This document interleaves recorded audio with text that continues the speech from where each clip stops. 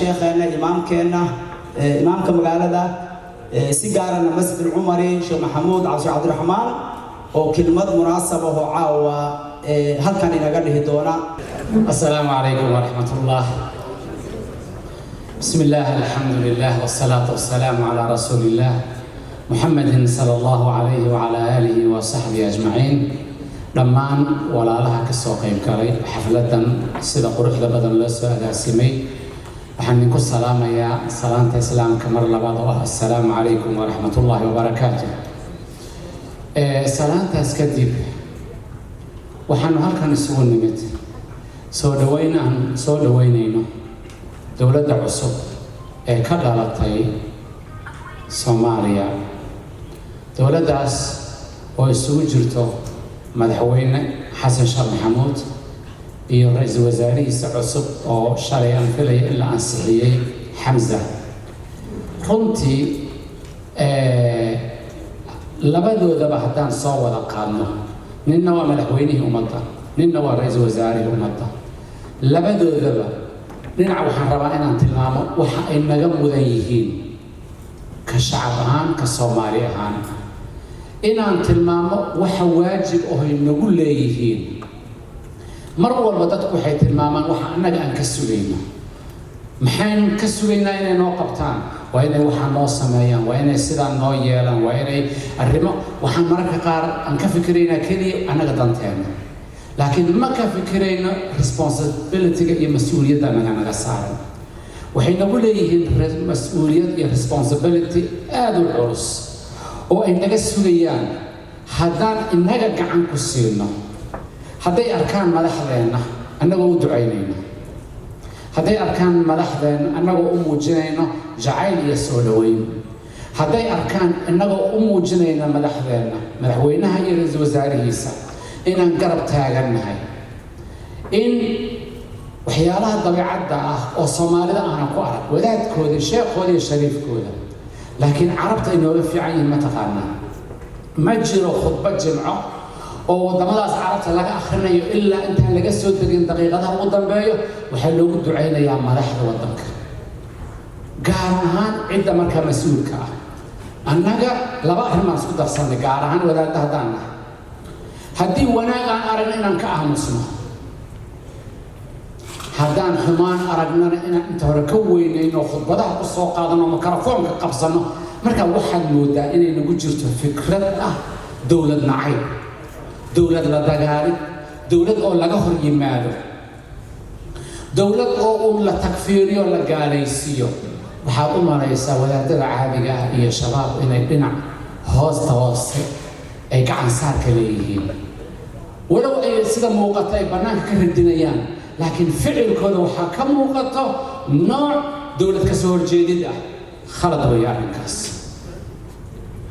waajibka had iyo jeer dadku waxay fiiriyaan culimadooda waxay fiiriyaan cuqaashooda dadku waxay had iyo jeer fiiriyaan dadka aqoon-yahanka ah maanta yaa loo yeerayaa aqoon-yahan waxaa loo yeerayaa bahal inkaar qabo cirka ka soo dhacay oo mucaarad ah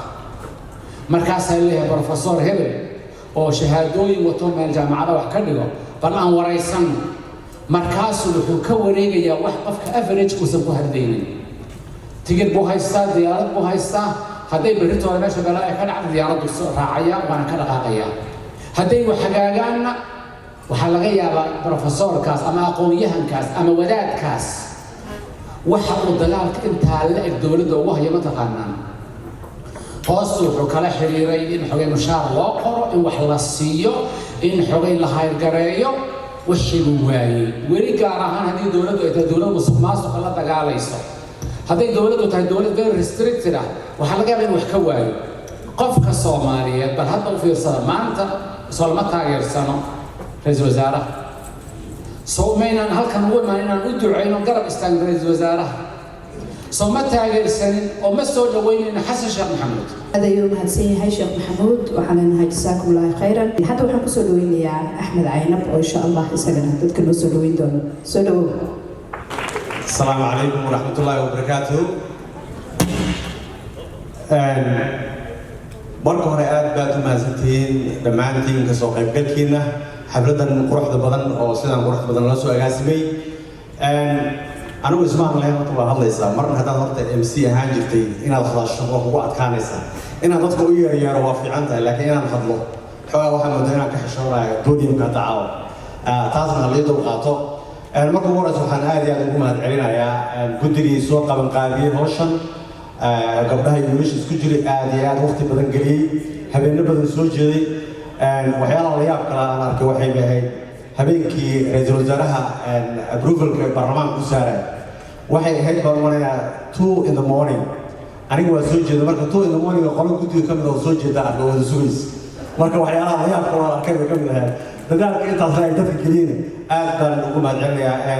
dadkiina ka soo qayb galay maalin ay tahay axad ah oo maalin shaqo bari ay tahay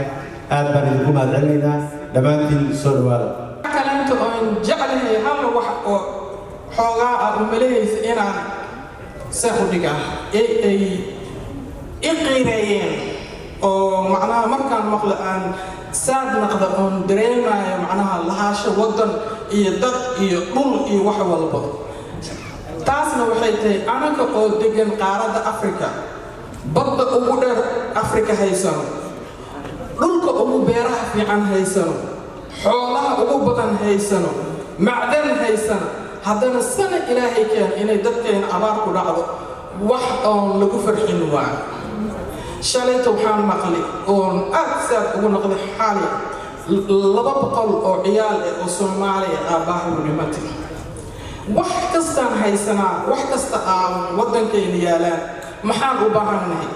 maamul fiican technology equipment training si on oo la tartamo xataa adduunka haddaan gaarin dadka dhinacyadayna oo ka dhul fiicannahay ka dadnimo badannahay in somehow ka diin fiicannahay dad muslim ahaanahay in oo maxaan dhahanaa waddankeena waxa oo loo yaala aan macnaha ku mashquulno oo ka soo saarana technology loo baahan yahay beerihi yaambadii lagu fali jiray 1921 yaa wili beerihi lagu falaa xoolihii waddankan aan joogno camal qofka oo xoolaaleyda beerna waa qabaa sababtana maxay tahay xoolahaas uu haayo si aysan abaar ugu dhicin oo wixii aan waxay u baahan yihiin oo meesha ugu galo webiyaan leenahay marwa dhinac dad waxay nooga dhimahayaan oon dhinacna dad waxay nooga dhimahayaan fatahaad there has to be something oo macnaha biyahaas kuwa ay dhimayaan looga yareeyo kuwa u baahana la siiyo maxaa kaleento oo maqlaysaa waxyaala camal qof iska soo baxaayo maxaa dhahanaa biyo weligaan gadaa oo dhahaa waxaasoo kale cuqubo waaye ilaahay markuu ka xanaagan naxariis daradiisa kugu soo dhacayso marka anaga ahaanteena waxaan idin sheegayaa ra'iisul wasaaraha waa waddanka qofka wada dowladnimada iyo hanaanka iyo quruxda waddankaas waxay isdul saaran tahay ra'iisul wasaaraha dadka Soomaaliya aad iyo aad ugu faraxsan yihiin waxa laga yaabaa dad badan inay leeyihiin war waa nin anaga reer hebel laakiin Soomaaliya corner to corner gaar ahaan dadka dhalinyarada aad bay ugu faraxsan yihiin waa nin dhalinyaro ah waa nin dhibkooda la qaybsaday ee ilaa waddankaas u joogo waa nin ahlu diin ah waa nin siyaasadda aad iyo aad ugu yaqaan بسم الله الرحمن الرحيم السلام عليكم ورحمة الله وبركاته وحي مهد علينها تدكي له ريبا يري laba sheeko yar oo hal daqiiqo ah inaan la wadaago intaan fafaalada aan uga leeyahay aan sheegin waan tababar u baxaynay waxaa la yidhi dad dhaqda aboor baa jira in badan baan ka sheekeeyey meelaha website-yada haddii la galo waa la heli sheekada iyadoo sideeda dad dhaqda aboor baa jira oo aboor say u dhaqdaan waa waxyaab leeyahay waana la tusay sheekada inaan dhaqso fasilaan rabo aboorka waxay u dhaqdaan duldumada oo qoyan ayaa waxay ka sameeyaan marmarka iyo bakteeriyada dhoobada marmarka iyo bakteeriyada dhoobadana waa la sii iibiyaa kaash weeye lacagtay haystaan aboorka inay cunayaan oo caana ka maalayaan maaha innagu badda aad aragtay iyo biyaha aad aragtay iyo xoolaha aad aragtay baynu leenahay gaashayna ma hayso laakiin maamulka inuu soo saaro oo dadka aboorka dhaqda uu ka fiicnaadaa loo baahan yahay sheekada labaad waxaa weeye teknolojiga casriga ee meeshuu marahayo kaneeco ayaa kaneecada dhaday waxaa rimiya 1000 kaneeco oo lab baa rimiya kisay mar walba 1000 ukumood dhashaa biyahay kula jirtaa ukumaha kaneeca la soo qabtay dhaday makaankaa laga bixiyey sun baa lagu shubay kaameeraa la saaray waxaa lagu sii dhexdaayay 1000 kaneeco oo lab كنت مركز رميان صوتي بيكون أودنتها ساسة كي كوبالة دولتها فرسمة النوع عصا صاري بريك الإنجليزي دولة هربري معه وحكي نعين تو كسر مكان للدليل وصوم كشوبة وكاميرا صار والكناعي تلاك تايفين دولة برازيل تكنولوجيا تقول ماشي قاري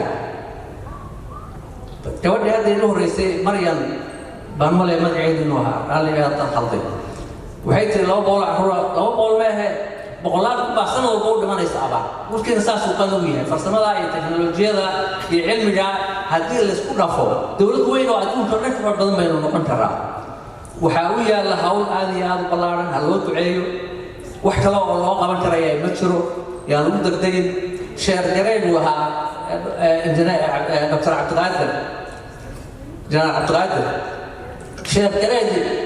بسبب بركي وصبح فيسبوك وبعد بلور بروح عليه مين يبان شيء يا رجل مارن وأنا هل قلب بينهم شيء كذا وفي بركو جيريو ده تعسير بينهم شيء كذا نريو هذا تقول ده وقف عن جيريو ده الله تعسير يا الله مركا أنا أنت وتبيني كشرا حمر بانكين الدرة ما أنت صوت علي بورصة إذا حتى أولي ما نهلين سفي عمل حفلة رقص ولا بستان الهران هذا هذا سلامتي شوالي هاي سعبين صباحي وأول قليل وولد الله وولد كود اللي هم عربي وولي مركب what's going on يا أنا هباري يا أنا كنت عيسنا هذا وحنا هباري هذا يتقال وحي جوغا ما كنت عيسى كنا وحاكمين أهلين أسكن وحاكمين حمزة عبد البر عبد البر وحالي قبل هبلو وكي ماضي مركز سافريست أنا وحنا بل أنا ماشي أجل إنك عمل أفريقيا سوبا مركز سافري مركز عايزنا هاي ماي كان حيد كوايشو كان أبتي كوايشو مركز تاسيفيري وحاجة فهمها حمزة عبد البر إنه بيجا فوقين أنا نفتكين and people don't know that so my little sisters for God's sake what's going on هذا عيب أبو عبد السياد وحوش شيء إلك ما يشوف موقعي معنا وحونا يسدح هاي أفرو كدري مركي أنا research أنا by profession هذين ذيك الأوجالي solution كروالها هاي صباح يا باريتانك هدو أبو عبد السياد وسميه أنا كنا مركز thematic analysis وحنا سمينا يا solution كرادينا صباح together مركز solution كبلانس لرادينا نبكي أنا ولا فهمي مركز solution كرادينا السلام عليكم ورحمة الله وبركاته. aad baa idin salaamay horta Edmonton anigu waxaan ku jiray guddiga qabanqaabada bahashan soo diyaarinayay aad baan uga cabsi qabay hoolka in la soo buuxin doono waxaan arkaa ku dhawaad 500 oo qof marka aad iyo gacan baa idin taagan Edmonton ma sha Allah hadalka intaanan bilaabin odayaasha gabdhaheena hooyooyinka dumarka dhalinyarada bahda saxaafadda inta ka soo qayb gashay barnaamijkan qiimaha badan waxaan idinku salaamayaa salaanta islaamka assalaamu calaykum waraxmatullaahi wabarakaatu waxaa aniga farxad gaara ii ah waxaan la soo shaqeeyey madaxweyne xasan sheekh anoo wasiir waxaan kaloo isla shaqaynay ra-iisul wasaare xamse markaan wasiirka ahaabo anigana aan isla shaqaynay marka anigu farxad gaara raggaan saaxiiba nahay waan isla shaqaynay waan garan kara habkay u shaqayn doonaan ayaa hadda hogaankii dalka haya marka anigu waxay ii tahay farxad gaara waxaan leeyahay wixii duco iyo talo aniga iga horeysay ilaahay hanoo fududeeyo inay noqdaan rag 4 sano dhammaystay xasilooni siyaasadeed dalka u keenay waxaad moodaa hadalka intii badneedba in la qaatay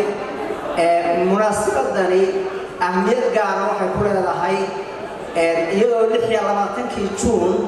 oo maalintii u horreysay ee calan Soomaaliyeed dhulka laga taagay iyo dabaaldega dowladda cusub ee Xasan Sheekh Maxamuud iyo ra'iisul wasaare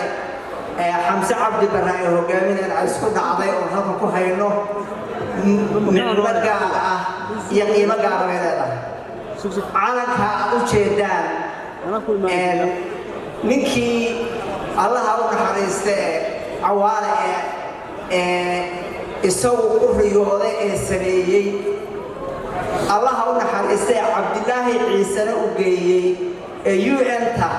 1954 kii la aqoonsaday calankaasu ahaa aniga horta runtii dhammaan sida aad u sheegteen waa inaan ku mahadino ummadda meesha isugu timid iyo kuwii abaalubada ilaahay khayr asiiyo goob aan ku hadalno ay noo sameeyeen waa mahadsan yihiin walaalayaal aniga ninkan la yidhaaho xamse oo caawa meesha loogu fadho si gooni u iga garmaanay si gooni ah sababtu waxay tahay oo aan u leeyahay saas qurbajoog kaliya ayaa meeshaas ku dirinaysa qurbajoogna mataqaanaa waddan kale leeyihin uu soo ordaya markii laysku kacabo dadka meesha ka naxaaya waa qorrax joogta nimankaas qorrax jooganayaa xasan iyo asigaba kama soona cararay waddanka wixii dhiba oo dul qaateen annagaa u tegayno xogeeda intii mataqaana dowladdu ay qasan tahay wax ka shaqada ugu tagnaa kaliya waana ka soo cararnaa wax faa'iidada uma lihin anagu waddanka aan ka ahaynin xogaaga yarta oo qoysaska loo diro oo $100 in kaleeto oo waana mad haddii aan marka aan u fiiristo xasan iyo xamse cabdi barre waa laba qofood oo saan akhrisanayay wuxuu ahaa horay isula joogay markii waxbarashada iyo arrimaha barashada ay is ogaayeen السلام عليكم ورحمة الله وبركاته كمان وأنا سلام يا أبوه الرئيس قبلها هو يوينك قبلها قيبها كلا دوين اسمه جرا برشلة بروفيسورين تا استودنتين هو يوينك قبلها دكاترة تا قبلها معلمين تا دمانت وأنا سلام يا وحنقول الجناية وضيعشنا إن ليدردنا إن مرحمينا وإلهي وحيلك نجساري وضياشة هل كان اسمه جرا وعلومة جنرالة معلمين بوليتيشنة أرضية دمانتي بياشة ولا عليهن وضياشة والسلام يا دمانتي السلام عليكم ورحمة الله وبركاته وحدي كلهم هذا علينا يا مركب جوه الرئيس أنا قاعد الله يا مقع جودك سوق بقاري حفلنا بروح ضبضان له لو قلت لك علي إن لو همبليه لو ندعيه رئيس الوزراء هنا عصب لو ضرطي جمهورية فدرالة الصومالية دكتور حمزة عبدي بري هاي قبل مش حاضرين ماشي ما شفنا محاضرة عاي ماشي وحوا فرحت وإني نجمع وقتها وقت ينسوق لإني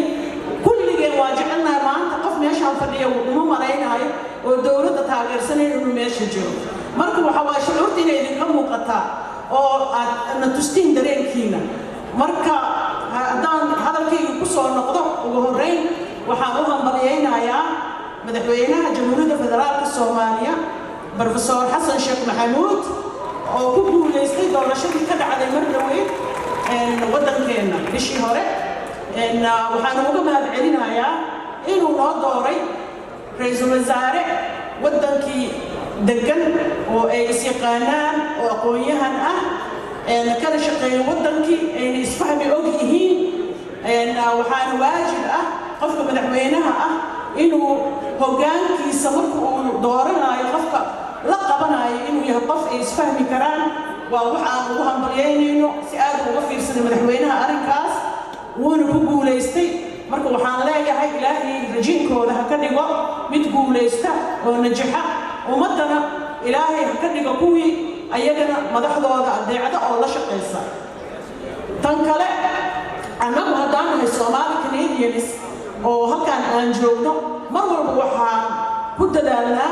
sidii aan iskugu duubnaan lahayn halkaan markaan joogno oo waxyaabaha na soo food saara oo ah wax wanaag iyo caqabadba aan garabka iskaga siino sidaas oo kaleeto waxaan dadkayga ku boorinayaa in dowladdana loola shaqeeyo waxaan ku boorinayaa in la midoobo dadka waxaa ku jira cabsi iyo waxaa ku jiro wax yaroo fiira jira oo bulshada dhexdeeda ah marka waxaan jeclaan lahaa fiirka inaan iska saarno inaan noqono dad walaalo ah anagoo kala maarmi mayno oo Soomaaliya nahay wiil iyo abtigiisa nahay waa soo dalnay marka inaan noqono dad wanaagga ka shaqeeya oo positive ahaada dadka markay positive yihiin ayay guul gaaraan dad kala baqaayo waa mushkilad waa hore looma soconayo marka walaalayaal waxaan leeyahay sida quruxda badan uga soo qayb gasheen mar labaad iyo mar saddexaadba waa idinkaga hambalyaynayaa waxaan u mahad celinayaa jaaliyadda Soomaaliyeed ee Edmonton oo runtii soo wada xaadiray xafladan oo iskugu jirto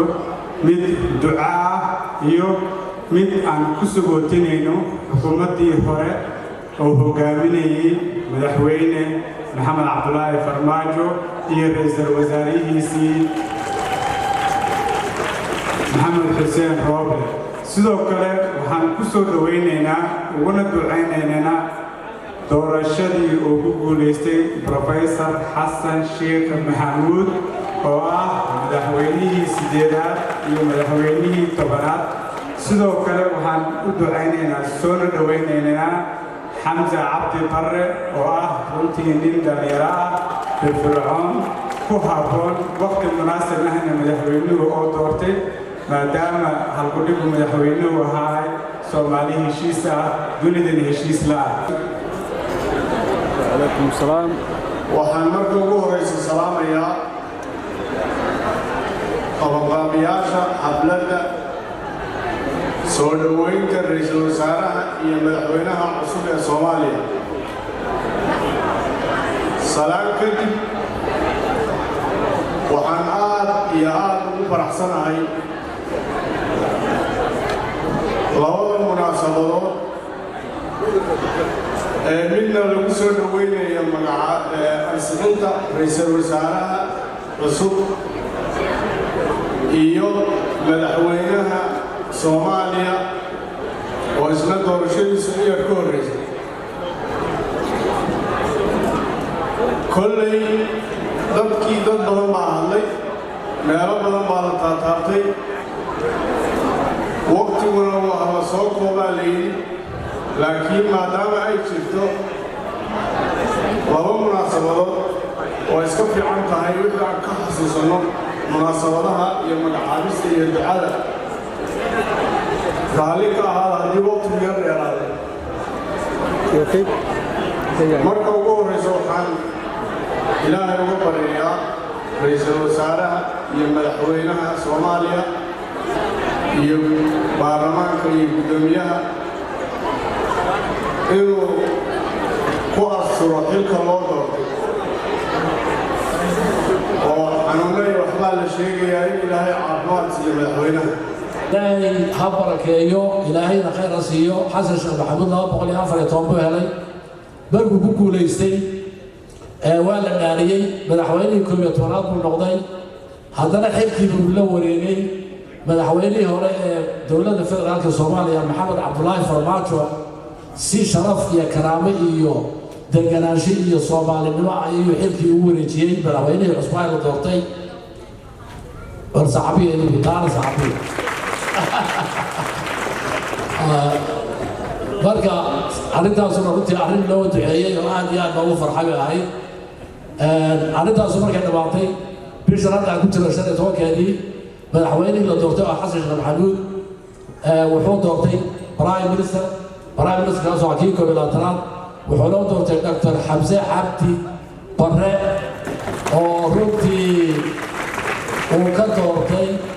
inuu yahay ninka xilka prime ministernimada ka bixi kara hawsha adag xamse iyo madaxweynaha labaduba Soomaaliya meel loogamayna bixin waxaan rabaa inaan hadda ka warbaa shirca ka qayb galay waxaa joogtay Maryam Eenu marka maamaha ka batay waxay ahayd geedka doonta noqon doona caleemihiisa laga gartaa oo micnaheedu yahay geedaha doonta laga qoraa geedaha waaweyn marka afgooyi baa ku yaala marka sida muuqata Xamza waxaan rajaynayaa inuu noqon doono doontii Soomaaliya caqabadaha ka saari lahayd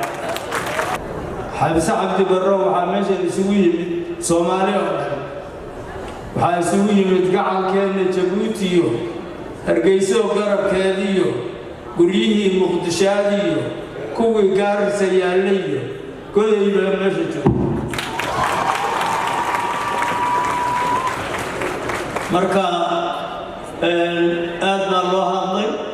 waan soo gaabinayaa inaan idiin ducayno مسؤولينتا إلهي الحركة كواسطة يعني صدر دار منا والسلام عليكم ورحمة الله. واحد كشك حمزة وزراء عصف ما يقدر تجلس واحد كشك وحنجعلها صدق حد مدير الشيء. ميت الكوبا الحاوي سوماليا هورينا وروشي أورجانا هوري قدامه مسؤولته لقصوا بالله وشكي عرتا lagu dhisay dowladda Soomaaliyeed 2000 maalin uu wuxuu ku dhahay marka warka dhahaya Soomaaliya way dhaqaaqi weeyay iyo waa la marin haabiyay iyo taas waa shay ka Facebook laga xaqiiqaa maaha Soomaaliya maalin wuxuu ku dhahaya wax maalmo talaabo hore u qaadaysa meeshii ay joogtay dowladda Soomaaliyeed markii shariifaystay ma joogin markii Xasan Sheekh kor baa u kacday waxa Cabdullaahi Farmaajo halkii uu ka sii waday حسن شغال هذا وكسر ويزور مركز شيكلا ولا تاجية هي بلايا تحت يبون نقشوا بعضها إذا مرة كتجو واحد محارب من الكشيء في وزارة عصر حمزة عبد البر إن وحيا نرشيسة إيو تاريخيسة كشيء كتبنا عن فلين كسر بدوي حمزة وزارة الوطنات وبالشغل الوطن كذي لما قعابي وحبرش أهان دوّروا على نفس السوالف يا السوالف هاي دولة السوالف البرتي وحبرش اللي ما رئيسه أي دولة كل عليه وها إلهي سبحانه وتعالى مكي وأسطورة قليل هي أدون برايم الله وحبرش أي دول السمايان والبندوسية الحالية سنة كجبهة مجمع من القرى وكيا لا حمر كيا لا وهيئة الغاية الإسلامية يمكن عنده كويسي دوسية استمروا كجبهة وهذا جاي جامعة علم التكنولوجيا ده إذا اليمن هل كاسم معمول كمارين أو كبعض شهادة كبار جامعة مر كجبهة وصل لعطي ذلك مدة يمكن شقيني كذا ماستر يو ذلك ماليزيا هل كاسو هذا معمول كي وماستر كبعضي سنة كلامنا كون هي سجانتي marka waxbarasho ahaan halkaas ay loo marahayay inta waxa uu dheer waa markii hoos u sii galo wali wadaada waa xaafid quraanku wuxuu xigsan yahay Xamza Ilaahay subhanahu wa ta'ala hawo fududeeyo inuu ilaashado quraanka intuu meesha ku soo kubadhiyo shaqa ahaan markay noqoto Xamza wuxuu ahaa 2011 ilaa 2012 xogeyaha guud ee xisbiga nabadda iyo horumarinta iyo xogeyaha guud ka ahaa xisbigaas oo madaxweynaha hadda jooga ka yahay gudoomiye sanadkii 2014 ilaa 15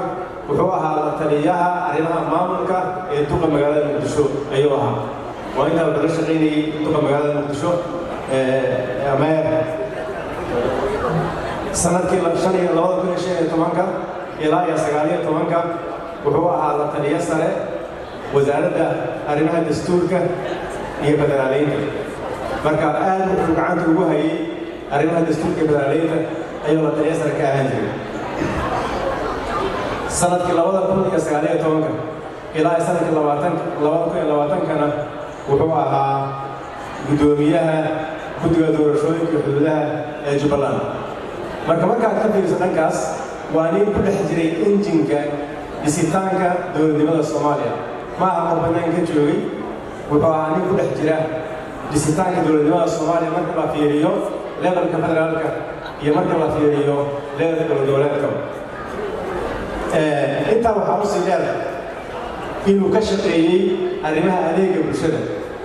waxaan tusaale u soo qaadanayaa 3 mu'assaso ama 3 hay'adood waaweyn oo waxbarashada Soomaaliya oo gacanta uu ku qabtay xamza uu gacanta ku qabtay jaamacadda markii dowladda Soomaaliya burburtay ka bacdi jaamacadda ugu horreysay la dhisay waxaa jaamacadda Muqdisho jaamacadda wuxuu ka ahaa lecturer wuxuuna ka ahaa ku-xigeenka diiwaangelinta ama register ku ahaa kadib wuxuu ahaa jaamacadda Kismaayo founders kamanooyinka dhisay jaamacadda Kismaayo ayuu ka mid ahaa wuxuuna ahaa ku-xigeenka rectorka arrimaha akademiyada mu'assasada saddexaad oo ka shaqeeyay Xamza waxbarasho waxay ahayd FPNS dalladda ugu weyn Soomaaliya ee waxbarasho ee private oo rag fara badan oo Soomaaliya ay ku jireen wasiiradii iyo wasiir ku-xigeenka fara badan ay ka soo shaqeeyeen ayuu wuxuu ka ahaa iyadana xogeyn guud ayuu ka ahaa Soomaaliya noolaato noolaato noolaacan nabadaha noolaato hagaato yeelan noqon naciibku haguuro nusqahantiisu nagahadho niyada wanaagiyo ku noolaada nabad macaan niyada wanaagiyo ku noolaada nabad macaan magaca Soomaaliyeedow mid baynu nahay waxaana mideeyay mid halkeena quruxda badan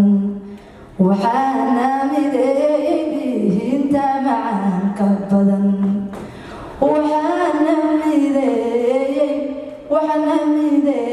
dhaqankeena muunadale waxaana mideeyay murtideena miraha hadal micnaha Soomaali mansahabkeedu waa mid qura marka isla qaataan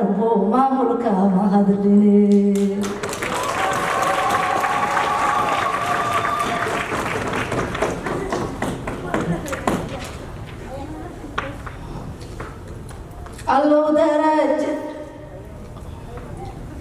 allow darajeedada halkeena quruxda badan dowladda cusub ee la soo doortay dahabka yeel mooshinadii duulayo diiqada tiba ugu celin mooshinadii duulay diiqad tiba ugu celin diryaanka qaraxiyo rabow diiqadna dulqaad dilalka la qorsheeya dadka dooran lagu daldalo ikraani aamino dilalka la qorsheeya dadka dooran lagu daldalo ilaahayow daa'im dalkeennii dib ha ugu celin ducada aaminta dadka jooga igu dara mudane xasan sheekh markaale maamulkii ma helay mudane xasan sheekh markaale maamulkii ma helay nasiibkii ma hagay mar lahaa badma ugu daray nasiibkii ma hagay mar lahaa badma ugu daray intaynu mashxaaradnay maqsuud baynu nahay maniri mudane madaxweyne maamulkaagu waa mid wacan ee ilaahay mahaalin madaxaga raajidhaha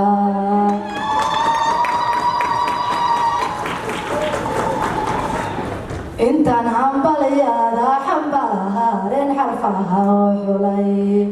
xasaanada madaxnimiyo ruuxi loo idmaday xamsa u mudnaahaye xaraagan xarfaha oo xulan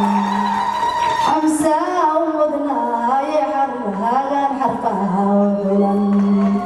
xigmada iyo garaashadu uu xaakim saari ku yahay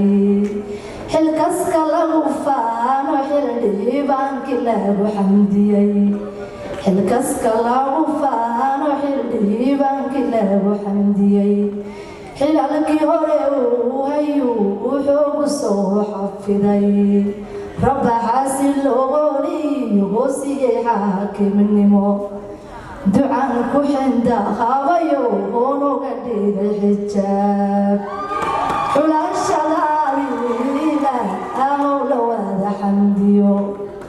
xulashadaadii ilaahow la wada xamdiyo soomaalidii xiiqday rabbi iyo xalkaaga yeel soomaalidii xiiqday rabbi iyo xalkaaga yeel xanaanada ummada xilka haskii dareeman noqo xigmada ehelkeediyo ou xaakim daacad noqo taariikhda midka lagu xusee loo xagliyo wanaag intuu xilka haya dadku u xamdiya ahow intuu xilka haya dalku u xasila ahow thank you soo ku soo dhawow Rushag Media xafladan waa xafladii loogu talagalay ra'iisul wasaaraha adinkoo mataqaanaa ku bilaabay magacaada seeya dareenkiin ku hormariya adiga aad iyo aad baan mahadsantahay walaalo waana ku dhowahay